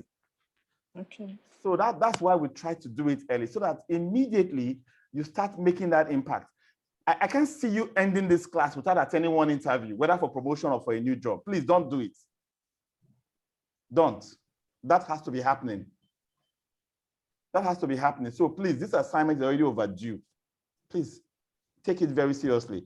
Who put it on the platform? You know one funny thing about this class? This is the class that we don't have a class governor. It has never happened. How did it even get here without a class governor? Don't worry, I'll address it in the next class. But think about who your nominees will be for a class governor. Direct message me between now and the next class, a name of anybody in your class that you want to be a class governor. I will announce the person's name that has the highest nomination when we come on the next class, okay? I said direct message me. I beg you. You want more homework? Have you all done to say like that? Nana, sharp. Okay, I think that is good for everybody. At least for people to have it now and then have it corrected. I think it's good to just go for it straight. If you all want to lie at me is your class governor. So well done, well done. Congratulations. Let's just wrap that up. Congratulations. Let's wrap that up. Congratulations. So Laimi Kasali is the class governor for class 12. So congratulations. Thank you for that. That jumped in. So please, the terms of reference of the class governor is very simple. His job is to moderate the network, keep in touch with all of you, even beyond the class. And when we're organizing graduation and all of the other things, it's like now your social network and connector. That's basically what the class is. And if you have any concern that you didn't want to bring up with me, bring it up with him and he will be your advocate as well. So that's basically the class governor's terms of reference. So thank you very much for closing that out quickly. So you don't give me extra homework to collate for next week. All right, so the assignment is bring out your CV and decouple it and then rewrite it.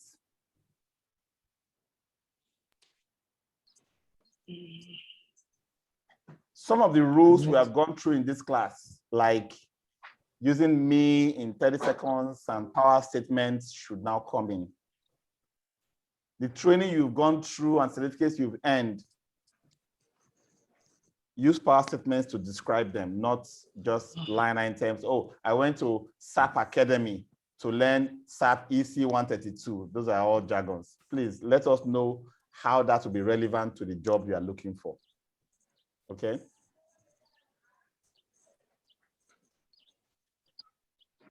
I believe you've all done the job description assignment as well. Job description? Yes, writing your own job description. No, we're not. Oh, wow. Okay, I'll put that assignment for next week. I'll put that assignment for next week, but write it down. It will not be due by Tuesday. It will not be due by Tuesday. It will be due by Saturday next week. Write a job description for the job that you desire. The job description for that job that once you see it, you apply. And if you're already very comfortable in the job you are in, write the job description for the job you are in right now, okay? You've done the HRO class now. We've done the HRO class in this class. We've done human resources. Barakat, are you there? I don't think so. No, sir. No, No, no, sir. sir, we've not done it. We've not done HRO class. Is that the Yes, one no, for next no. week? Yes, sir. Sir, I think, sir, I would suggest, sir, that you list out those things that needed for us to be done. It can be put on the other platform. Yes. So that I know why this had not been done, because Rosalind is the instructor for these courses I'm taking this week, but she's in London right now and she wasn't able to teach her classes. So that's why normally she would have announced the assignments during the classes. So the human resource class comes up next week, and the assignments for the job description will come after that class. So don't worry, that's still in order, right? But your revision of your CV class is already an assignment that is locked in to be submitted by Tuesday. Tuesday. Yes.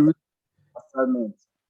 The assignment, the way you submit your assessment, you write it in a Word document with your name, right? With your name, and then you will save the file with your name and the assignments. So you say Paul Erubami resume or CV, right? That is what that file will be saved as, a Word document, not PDF.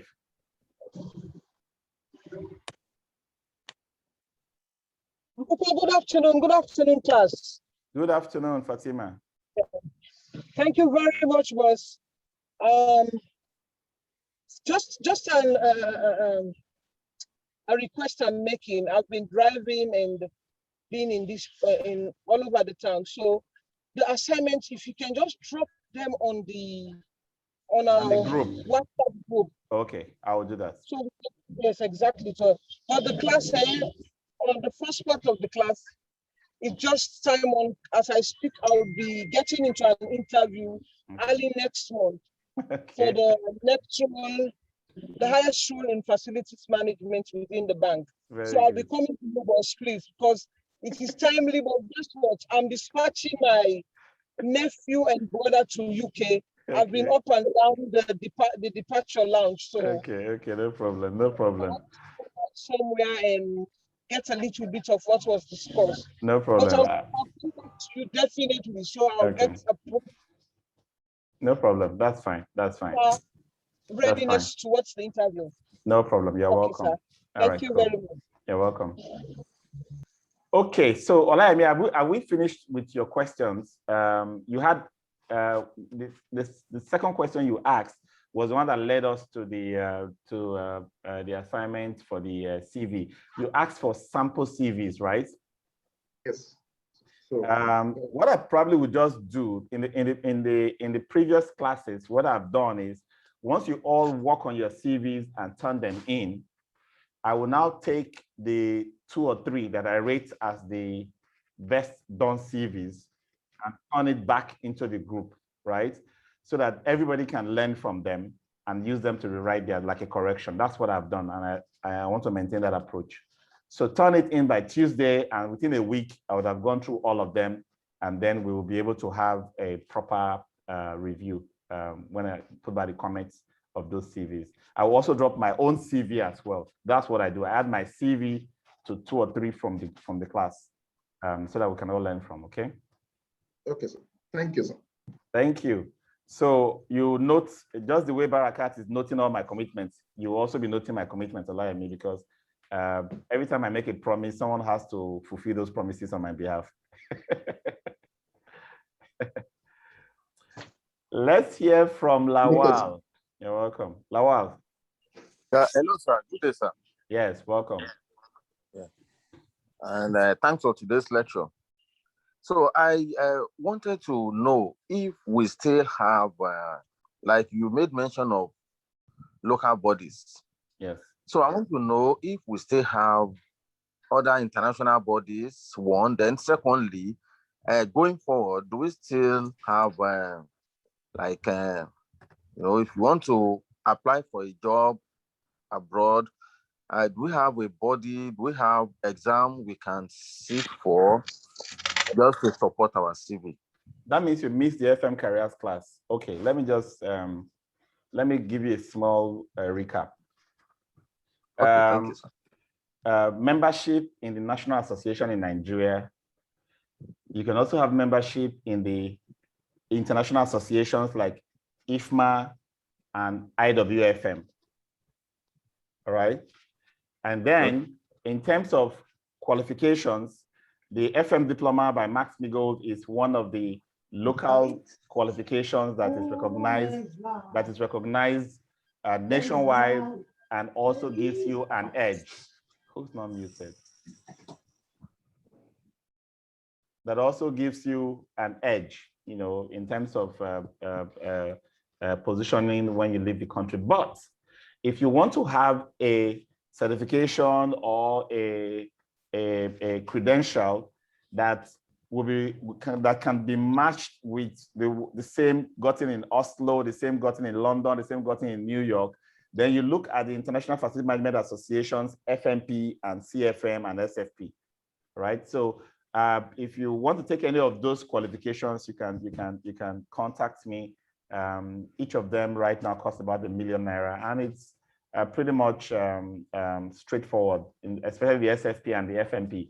Study on your own, take an exam online, and then you pass it. The CFM is a bit more involving. It needs you to have about 5 years of experience at senior levels to be able to take the CFM exam. So some of you are already qualified to take the CFM exam. And the CFM exam is purely a study to pass. Okay, so so that's why we create like a coaching program. We have a coaching program that we're going to start in July that runs for 12 or 13 classes of 2-3 hours to cover certain content. There's a lot of reading and there's a lot of mindset change to pass the CFM exam.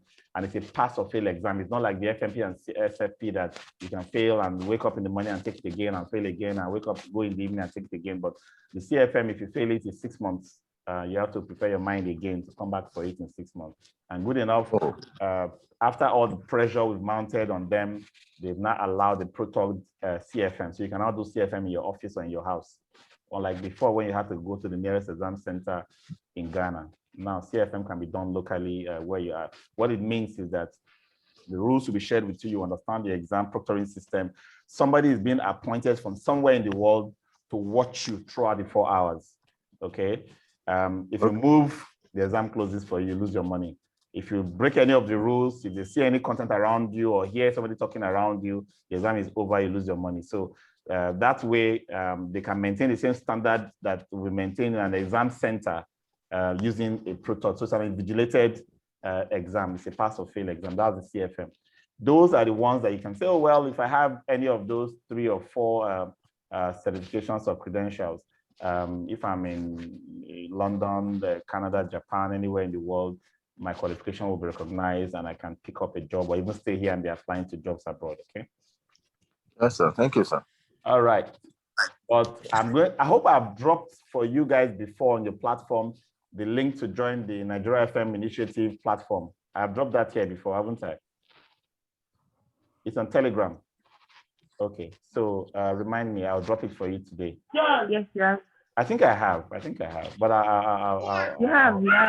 Okay, thank you. So join the Nigeria FM Initiative. Yeah, I'll put it again. Maybe some people missed it on that time. All right.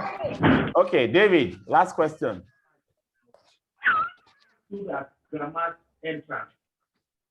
All right. Thank you for the class, sir. You're welcome. Okay, so I have 2 questions, and one of them is pertaining to the me in 30 seconds. The last part of which says, which is the question part. If the job description of, the job you're applying for, if they state the job description itself, do you still need to talk about, include the question when, that part that says, the commitment question. Yes, exactly. Of course, you must always ask commitment question. That's even the most important thing in that whole me in 30 seconds. The question may not be what role you have for me. The question may be, what value do you think I can bring? The question may be, which of my skills is useful to you? Question may be, how do you find me? How do you find me relating to this role you are trying to, can you give me an assessment of my skills relative to your, you must ask a question that will elicit, or else you are wasted that time. That effort is gone. Okay, I got that, sir. Yeah. Then secondly, if this is more general to interview questions, and till date, I'm still in between whether to answer this whenever it's been asked or not. When the interviewer asks you what your financial expectations are, or what your financial expectation is it always good to commit yourself to a figure, or insist that the interviewer let you know, or just sometimes you just tell them, okay, I believe there is a standard the company follows and this and that?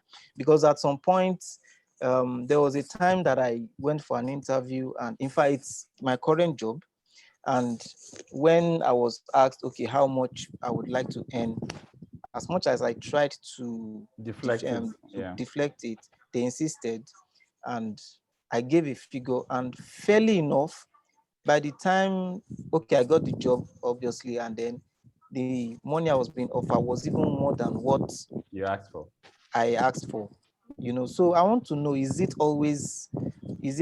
professional to insist that you are not, because if, for instance, the one that happened to me, first of all, I don't even know if that was actually what they wanted to offer, or I don't know if they've decided already, they just wanted me to voice out, Very so good. And they paid you more than you asked for. Yes, actually. There's a likelihood that they paid you what they had in mind. Now, there are a few aspects to this. This is a very common question. People get it wrong all the time. Do not argue this question with your employers during interviews. The first option is, I'll take what is on offer. That's your first response. What is commensurate for this role will be good enough for me. That's the first response, right? Yeah. But they'll say no. When they insist, please do an evaluation of your realistic expectation and give a range. Okay, a range. A range. Now, your expectation must be based on, one, your perceived value, understanding of industry ranges, right? There's professional range, there's industry range, and then set the minimum at an amount that you can live with. Okay. Okay. I don't know if I'm communicating this well. Many people, you should all listen. If I say, looking at the value I'll be bringing to this job, I've been in an interview before and they asked me how much is the minimum I can take. I said I can't take less than 36 million per year. And then they all went quiet and cold. I said, I mean, these guys were going to be wasting my time here before. You have a 70, 90 billion real estate investment. Come and manage it for you less than 36 million. Why? I didn't look back. I didn't feel a loss. Okay. I didn't.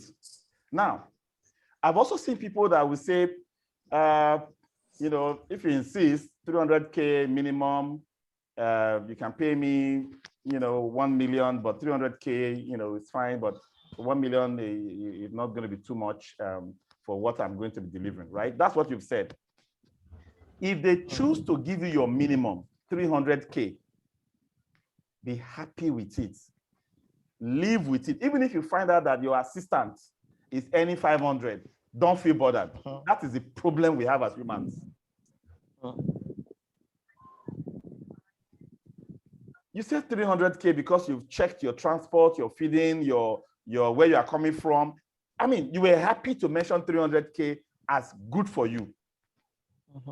When you now hear that a certain technician or certain subordinate or somebody on the parallel level is earning 500, your world cracks open. Please, that is greed. You start becoming uncommitted, you start complaining, you start saying things like, I'm doing all the work, they are paying all the money to other people. Look, the contract between you and them is different from the contract between them and any other person. If we can all learn this one lesson, we'll go far in our careers.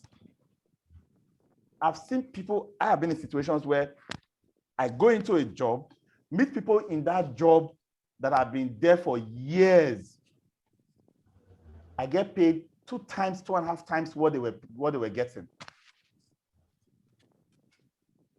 And yet, they never felt any qualms about me in their presence. But of course, if you know me, you know that I will deliver 10 times what I'm getting paid.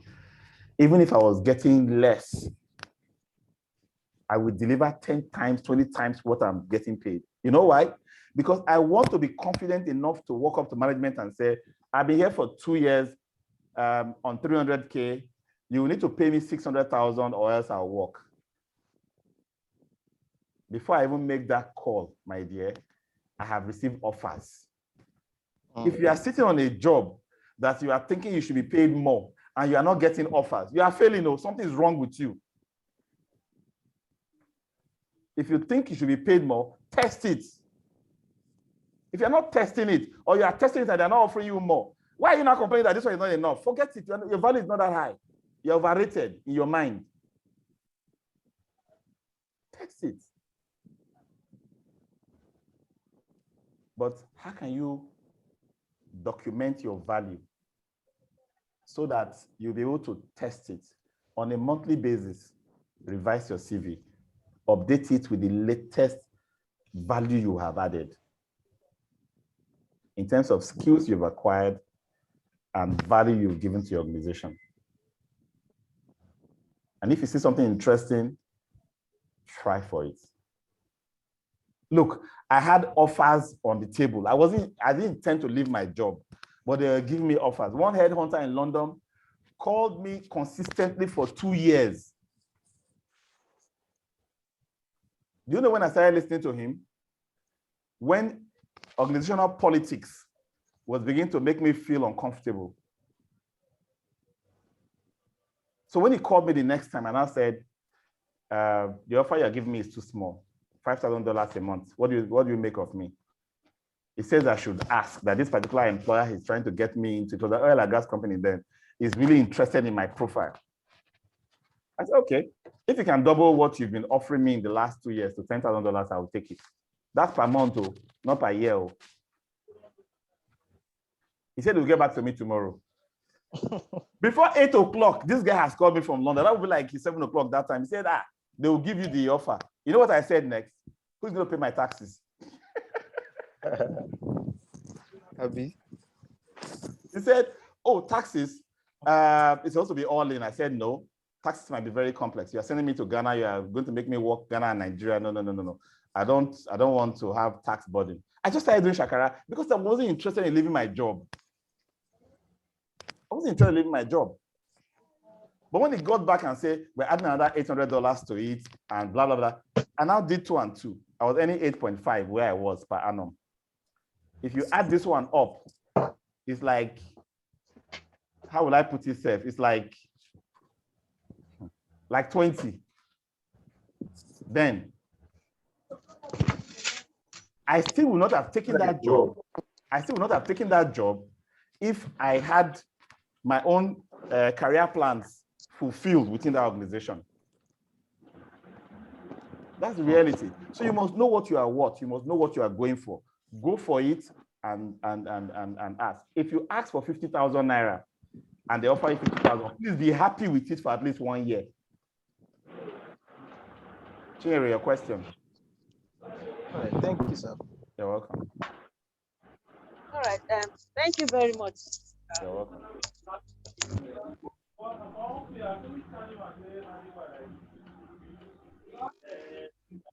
Is that noise coming from your background, Chinere? I'm muting Theodora. I'm muting James.